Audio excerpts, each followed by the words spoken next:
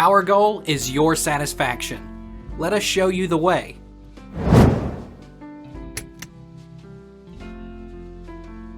How do I build a ramp for free?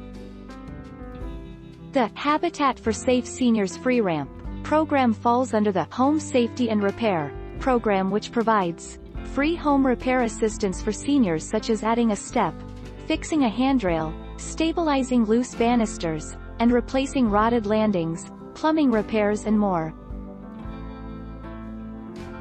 WHO donates wheelchair ramps.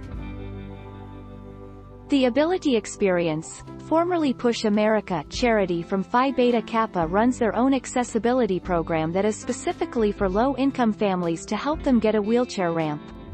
The nonprofit organization supports each project with a $1,000 grant for materials and helps to organize the volunteer labor.